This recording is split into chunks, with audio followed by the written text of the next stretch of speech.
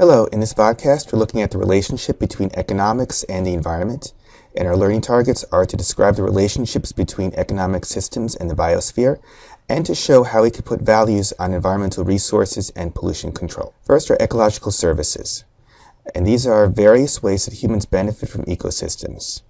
There are four categories of this. By services, these are functions. These are not things that we get from the ecosystem. These are things that the ecosystem does. The first function is supporting. These are services that are necessary for all the other services.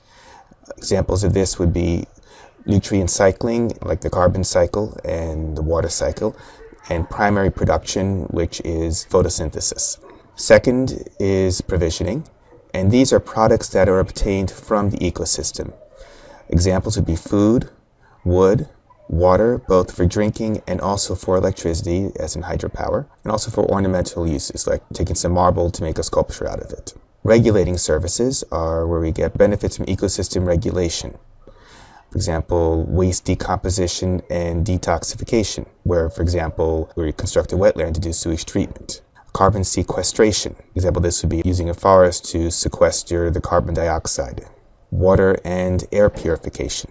Then there are cultural functions. These are non-material benefits. Examples, this would be in film, like if you watch The Incredible Hulk, there you can see some amazing landscape views. And also Lord of the Rings and The Hobbit, you get amazing landscape views also from New Zealand. A good example of a book would be Call of the Wild, which takes place in Alaska back in the late 19th century, early 20th century. And then national symbols, like our whole national park system, are national symbols. And then there are spiritual and historical. Many people may go off into the wilderness for spiritual reasons, and quite a few of our national parks have preserved historical sites.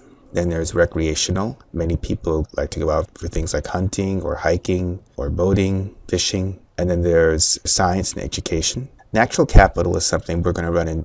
Natural capital is a term we're going to run into a lot in this vodcast. This picture is of the Hudson River.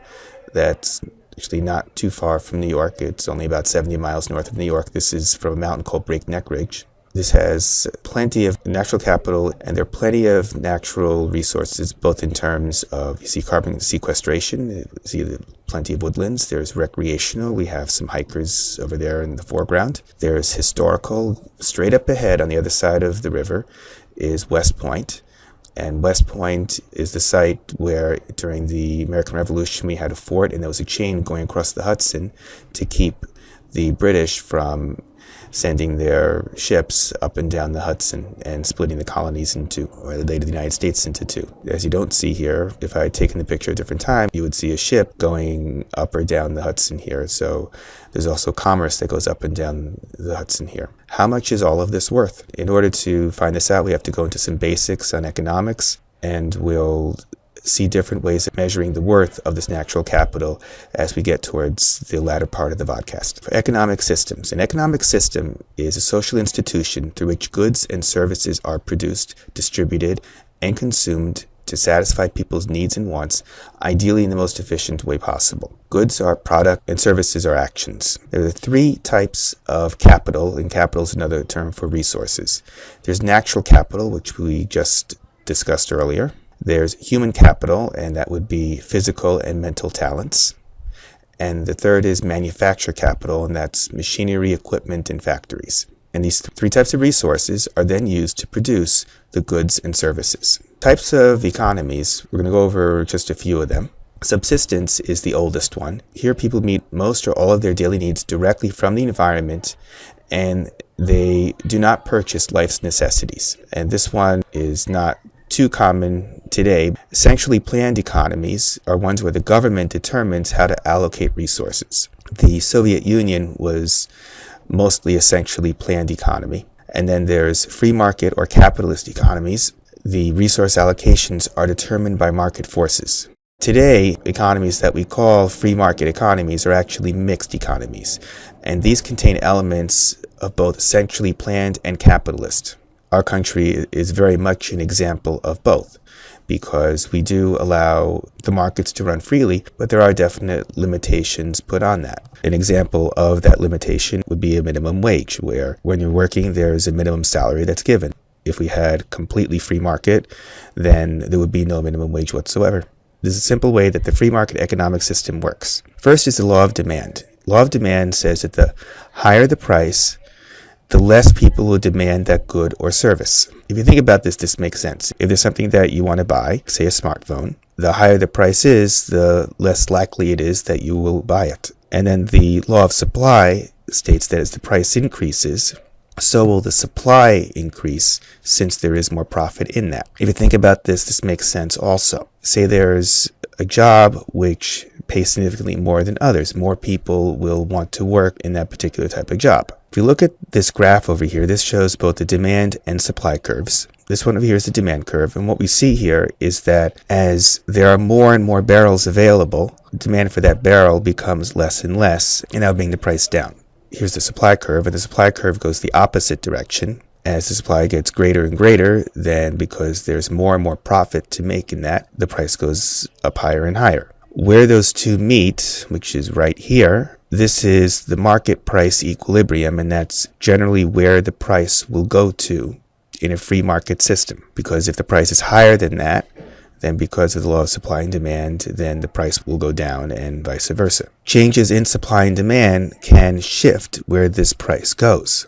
It can shift where the equilibrium point is, because it will shift the curves themselves. For example, if all of a sudden there are more people consuming oil, like for example, say in a country like China, more people have more money, and so more people are purchasing cars and more people are driving. That's going to bring down the amount of supply that's available, and that will bring the price up. Now, in a true free market economy, there's no government interference, and government interference would be through things like taxation, regulation, no coercion or misleading. The companies would not be lying to consumers about things. For example, tobacco companies would be completely honest about how their product is damaging to people's health. Full cost pricing is where there are externalities that are kept out of the price. Like when you fill up your gas tank with gas, you're paying for the gas, but you are not paying for cleaning up the pollution that comes out of your car. You're not paying for fixing the climate change.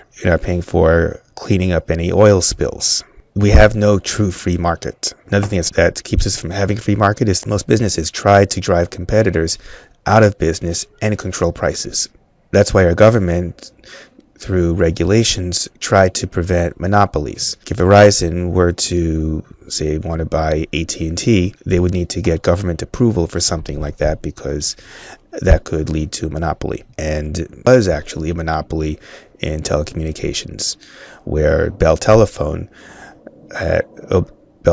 was the only company involved in giving phone service in the United States. The U.S. government and long distance was given to AT&T, and then so-called baby bells were given local service. Also, most businesses lobby for subsidies, which is money from the government, tax breaks, where they don't have to pay their full weight in taxes, or regulations that give them a market advantage. One very odd way our tax structure is built, we actually have officially a very high rate of taxes that companies have to pay the government. But because of so many different types of tax breaks, there are very, very few companies who pay the full rate. And some companies, like Verizon, pay less in taxes than your parents pay. And there's some businesses that withhold information about health or environmental dangers, or they will lobby against laws requiring their disclosure. We're going to start looking at the classical view of the economy. The classical view was started by Adam Smith several hundred years ago. He said that when people are free to pursue their own economic self-interest, the marketplace will act like an invisible hand, making those actions benefit society. And if you look at the diagram over here, you see here that households, they pay for goods and services, and they get those goods and services from the businesses that they pay to. That's consumption. And then there's production, where the households work the land, that's labor, or they'll work in businesses doing something with capital, and they get paid for that labor from the businesses. And many say that this view is responsible for the prosperity of the developed world. There's others who say that this view leads to inequalities between rich and poor, and it leads to environmental degradation. Like over here, there are no externalities involved with the classical view. The only thing that really has a value here are things which are paid for. Now, when would a government intervene in the economy? Well, they generally intervene when markets fail. We found that markets are very good for private goods, but when it comes to public services, they usually don't work all that well. When it comes to national security, market forces really don't help us. When it comes to protecting the environment, market forces also don't help. So on the classical view, there's no reason to have a private park unless people are paying to visit it. Several months ago, we discussed tragedy of the commons. Just a reminder that tragedy of the commons are when there's something that is commonly owned by everybody or not owned at all. There's no incentive to preserve the resource that is there, so that resource will end up being degraded. And markets fail in that. The only ways to prevent the tragedy of the commons is either by getting rid of the commons, making everything privately owned, or by having regulation. Markets also fail when there is monopoly, because you have to have competition for there to be a free market. Where there's a monopoly, then it isn't free. There's only one company, and that company is able to set the price whatever they want it to set to. Markets also frequently fail to include health and environmental effects in the market price. Say, for example, you go to a department store and you buy a new outfit. You're paying for the outfit, not paying for any damage that was done to the environment in producing that product, or any damage that was done to the health of the workers who produced that garment. The government tools that the government used to intervene, these are various laws, regulations, tax subsidies, and tax breaks, and some other things too. These things are not part of this Vodcast. It's part of another Vodcast, so we're not really going to get into this right now. There are other reasons for intervention. Provide public services, like, for example, a police force or a fire department service. Provide an economic safety net, like food stamps or Medicare, or Obamacare for that matter. Protect people from violence and theft. Protect civil rights. Protect health and safety. Protect natural capital. Prevent or reduce pollution. And to manage public land resources. Now, how large a role does the environment play in the economy? Now, developed countries have what's called a high throughput economy. And you see that in this diagram here. We have high quality things going into the economy. We have high quality energy coming from the fossil fuels. We have high quality resources coming in. We use those. Some of those things get recycled.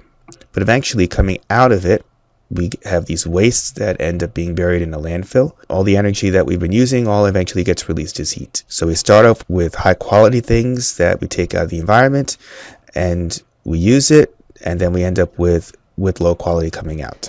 Now, the view of natural capital, there are several different views. There's a neoclassical view where it says that natural capital is important, but it's not essential because we can find substitutes for natural capital. For example, take wood from a forest. The wood from a forest can be replaced by plastic. Lincoln logs don't have to be made out of wood. They can be made out of plastic, and for a while they were made out of plastic, but now they're back to being made out of wood. Ecological economists, they say that economic systems are part of the biosphere, and they want to redesign both the economic and political systems to encourage sustainable forms of development.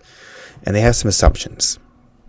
One is that resources are limited, and that most natural capital have no substitutes and therefore should not be wasted. They also assume that we should have economic growth that is sustainable and benefits the environment and discourages the opposite of it. And they also want full cost pricing, where the environmental impact and health effects are included in the market price. Now, they're also environmental economists. They have basically the same assumptions as the ecological economists, but they take a middle road between the neoclassical and the ecological economists, where rather than completely redesigning the economic and political systems, they want to reform those systems. Rather than throw it out and replace it, they want to fix it. So what value can we place on natural capital? This is back to the question that I asked earlier. The neoclassical view is that no value is assigned to natural capital until it is sold in the marketplace.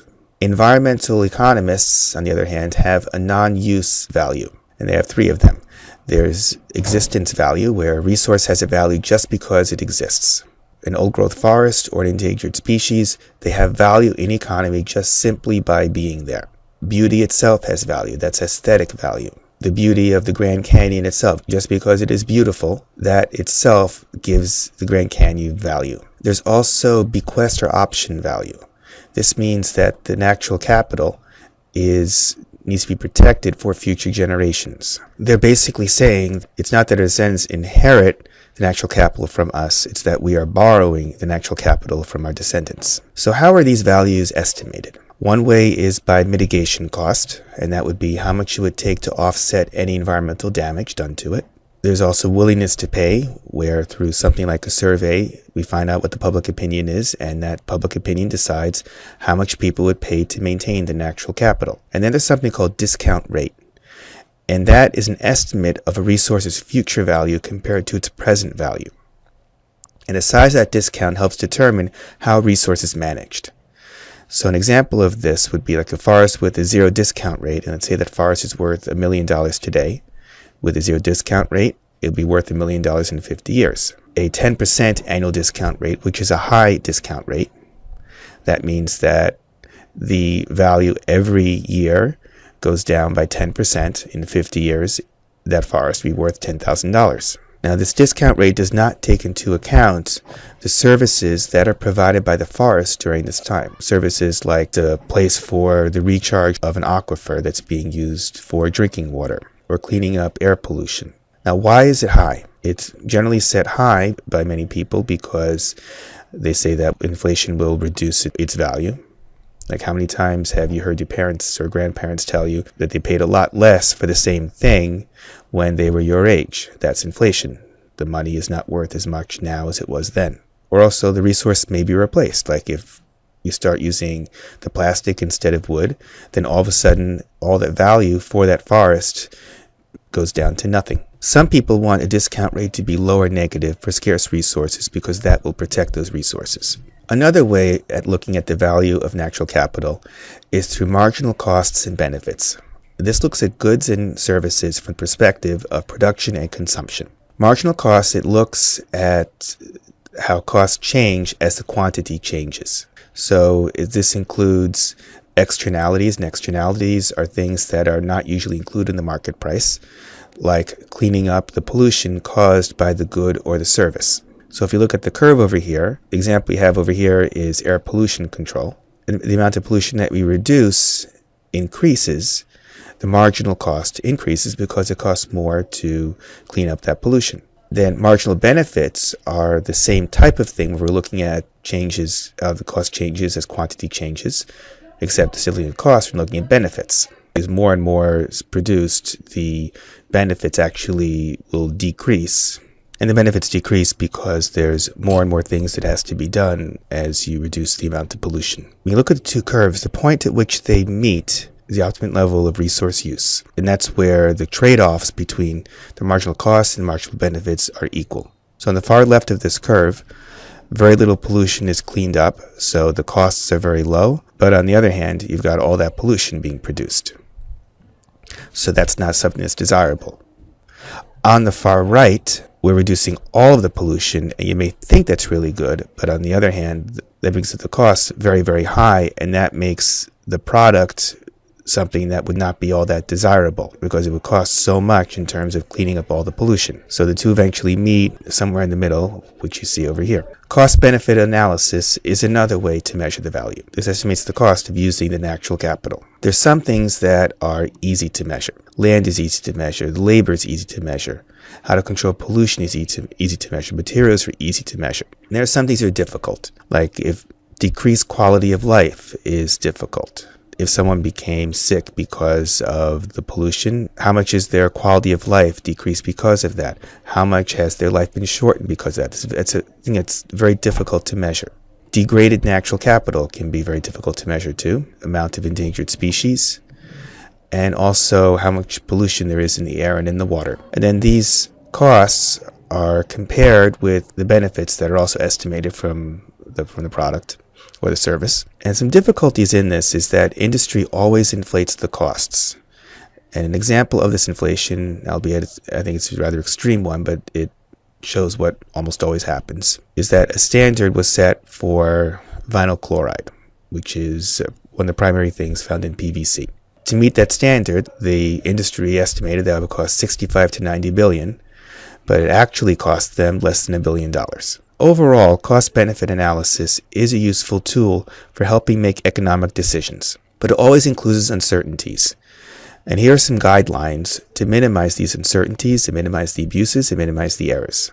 Use uniform standards, clearly state all the assumptions, include estimates of ecological services provided by the resources, rate the reliability of the data used, estimate the short-term and long-term costs and benefits for all the affected population groups, compare the costs and benefits of alternatives to using net natural capital, summarize the range of estimated costs and benefits. Now we come to our conclusion questions.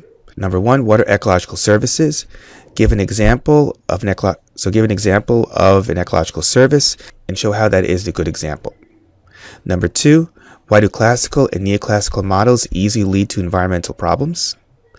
Number 3, how are non-use values estimated? And number 4, what is cost-benefit analysis? That ends this podcast, and I'll see you in class tomorrow.